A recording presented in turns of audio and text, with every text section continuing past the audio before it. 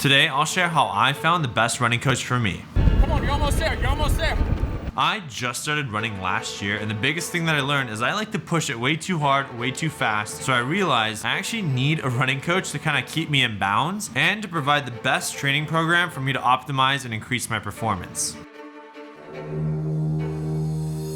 Hey Ned, how's it going? How are you doing today? It's great to chat on the phone. Thanks for taking the time today. I've spoken to 7 coaches today. He's the only one who's not in New York, but he's the most data-driven, science-based guy. That's your brand. So I wanted a running coach that I could communicate with on a weekly basis, whether it was like, we're emailing, we're texting, whatever it was. They were open to that kind of communication. Yo, what's up, dude?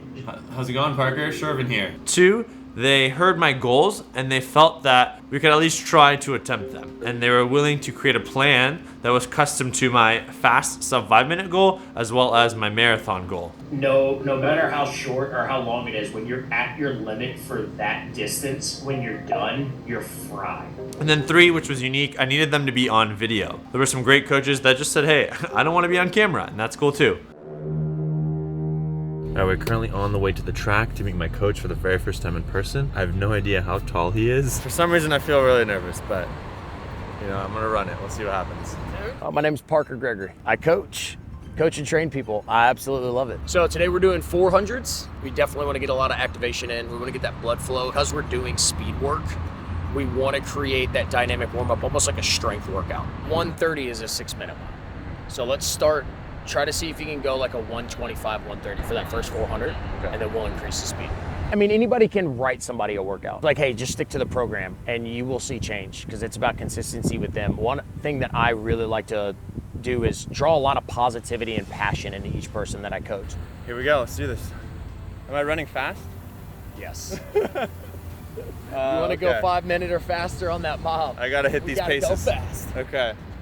You look good, man. Yeah? That looked good. Yeah, you were cruising.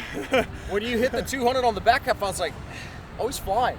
Yeah, man, this stride's looking a lot better. And the fact that this is your form this far into the session with this amount of fatigue, that's a huge improvement. That is one of the biggest drivers for me is that positive mindset, that consistently just enjoying the whole process of life and through that training and meeting those goals. It's easy to run a mile. You do want to do some baseline conditioning for it, but to increase that stride power and to really go sub 5-minute mile, it's going to take a lot of grit, a lot of hurt, but it's doable. And I think he's definitely going to crush this.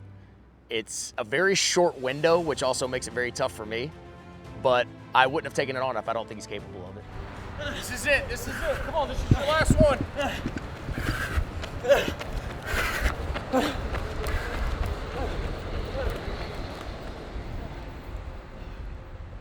Pulled in, you had good stride, heel was coming up.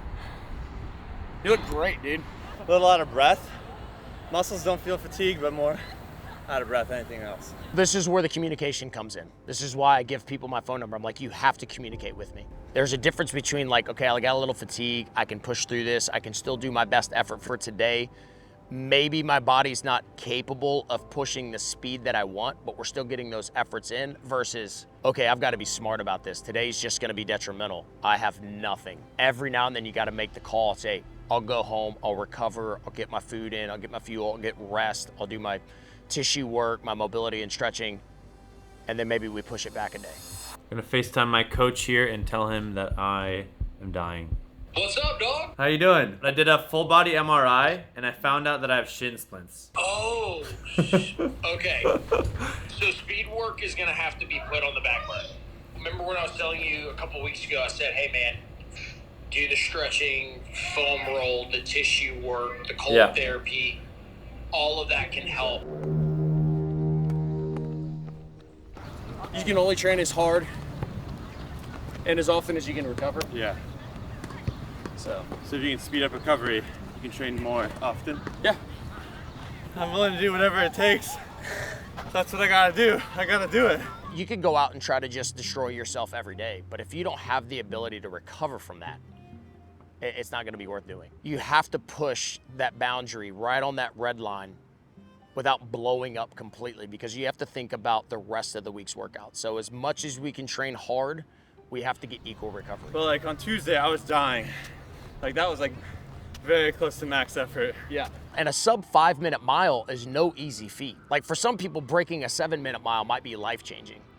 Approaching a sub 6-minute mile is huge. To go sub 5 minutes, that puts you in a very small category of the world. Woo. Good job, dude. That's the fastest you've ever ran. Probably. Good work, dude. Thanks. We had a plan to stay at one pace, and Shervin was feeling real good, so we stuck with it, but I'm happy with that. That means he's feeling strong, so I don't mind. Stamina is where I struggle. I think I have speed, always have, but maintaining is hard.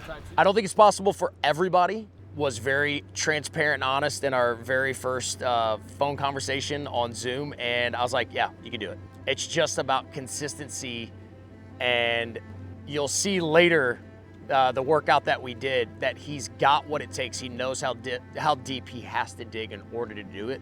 So I don't have a doubt in my mind that he's gonna do it. It happens with people all the time when I coach them for like a 5K, a 10K, a half marathon, or an Ironman. They're like, I don't know how I'm supposed to hold like 85 or 90% of this pace or 80% of this pace right now on race day. There's no way. I can barely hold this for like 6 minutes. And then come race day, they're at this pace that's like, hey, on race day, this is the pace I want you to hold. And I get phone calls and they're like, hey man, I'll do my best. There's no way I see that happening. Yeah. And then come race day, they're like, dude, I was like 3 seconds faster per mile than what you said. I have no idea how this happened. And I'm like, it's just compound fatigue. Our body just gets destroyed. So it's like day after day, week after week, block after block. And then you finally just give your body that rest, and it just takes on, and all these adaptations come about, and you're topped off on fuel, you're topped off on rest, and you're like, oh, this is what not being tired feels like. This is what being 100% ready feels like. Yeah. Oh, I like this feeling. It's the mental stamina. It's the mental work, because the body is going to hurt doing these types of 400s, 600s, these 200s. You have to embrace that suck. You have to know that it is going to be really hard, and it's not just going to be physically draining. It's going to be mentally and emotionally draining, because you're like, oh God, I got to do this other workout. But if you stay positive because you're like, no, I got to do this because I want to nail that goal, that's that intrinsic motivation. You know, some people really base everything on extrinsic motivation, and it's about like, you know, winning the race. It's about getting the accolades from their peers. It's about being able to showcase this on social media, but that only goes so far. You have to have something internally that keeps driving you. Because at the end of the day, motivation only goes so far. When you're intrinsically motivated by something emotional, you can find a lot of discipline in that, and then setting your schedule. So no matter what you feel, it's like, I have this goal in mind, nothing's gonna get in my way. Just finished our 7th track workout, I think. 2nd track workout with Coach Parker in person. Feeling good, feeling strong. I think I could have pushed it a little bit more, but I think it's good. I'm definitely a little fatigued and tired. Showed up today feeling tired, didn't want to do it. But once we got the warm-up going, pumped, ready to go. 2 weeks left. Let's get it. Now, Coach Parker and I are training for a sub 5-minute mile. Turn on your notifications to be able to see that video. Check his links out below if you want to train with him. Let him know I sent you, and he'll give you a 1 penny discount. I will have all the other amazing coaches listed down below as well. You can let them know I sent you. Follow me on Instagram and Twitter and Strava at Shervin Shares. We'll see you in the next one. Peace.